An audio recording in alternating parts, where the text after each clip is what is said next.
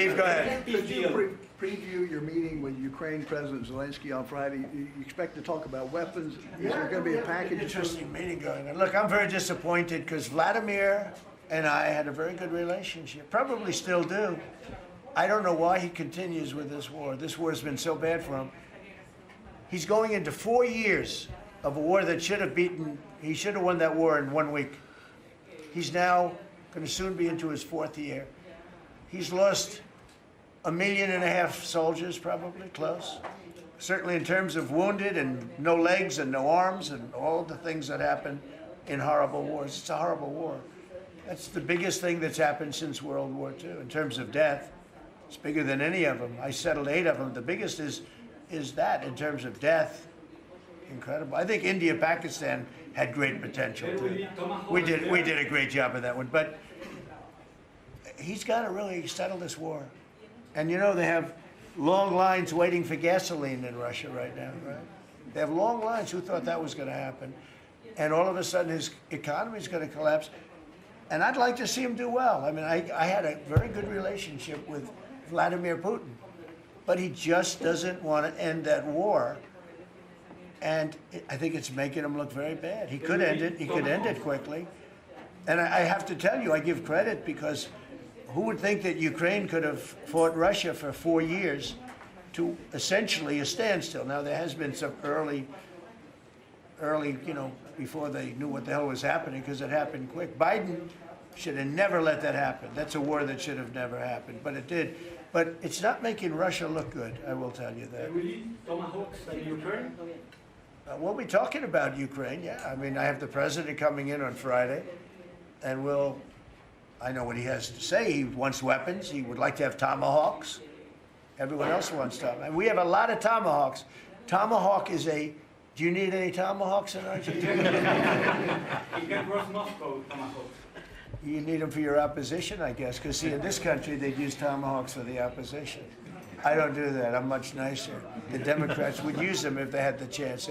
They're sick people. Go ahead. President Biden, are you worried that this plan with Argentina can fail?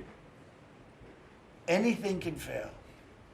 Anything can fail. You never know.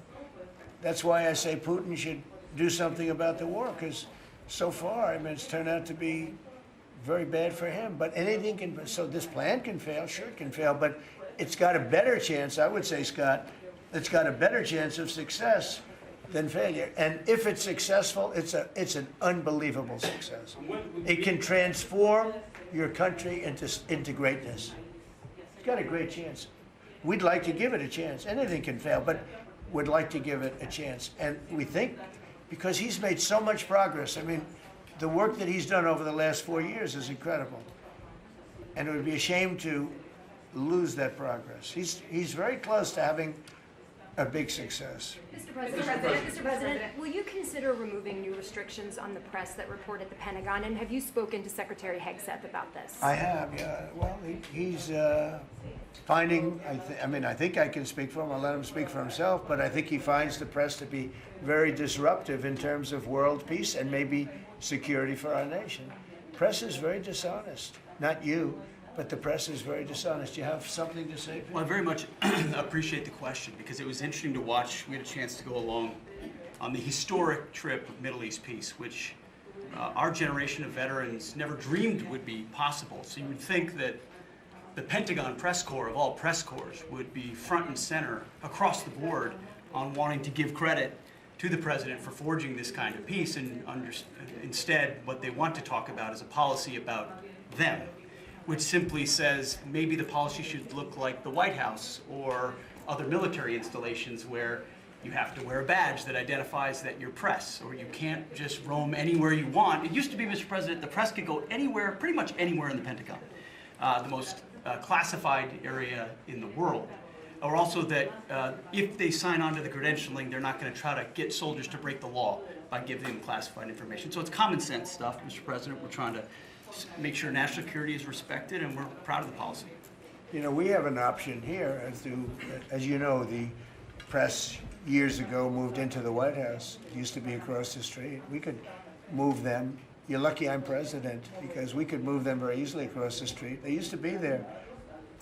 They would have more room. We have a beautiful, nice space. You can sit all by yourselves and have fun. Instead, you walk around the White House talking to anybody that can breathe.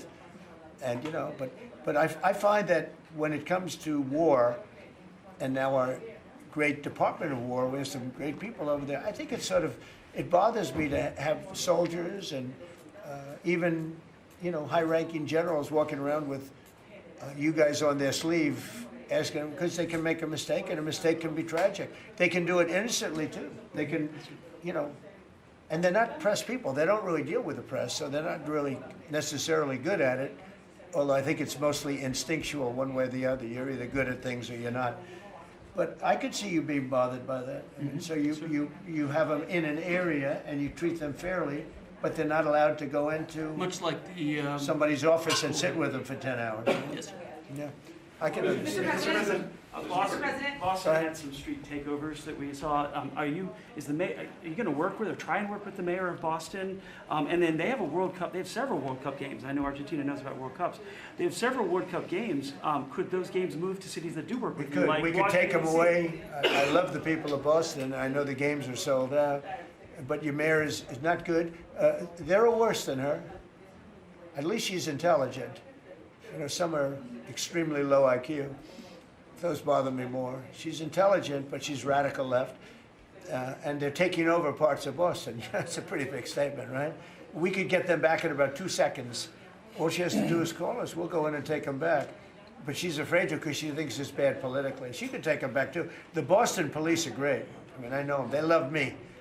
She'll never tell them to go after Trump because they love me and I love them. And I got a tremendous police vote and military vote, you know, and fireman vote, all of them. No, I think she is hurting Boston.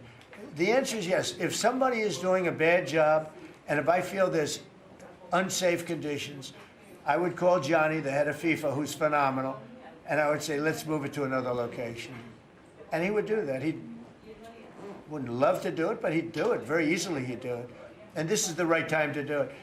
If I thought Boston was doing something that was going to cause safety conditions for the World Cup, I could say the same thing for the Olympics, because, you know, we have events that are in different locations for the Olympics. It's based in LA. If I thought LA was not going to be prepared properly, I would move it to another location if I had to. On that one, I'd probably have to get a different kind of a permission, but we would do that. Gavin Newsom, he's got to get his act together, because had we not gone in at the beginning of my term, had we not gone in with a very strong, powerful force, they would have lost LA. Now, you already lost 25,000 houses to fires. You got a big scar right in the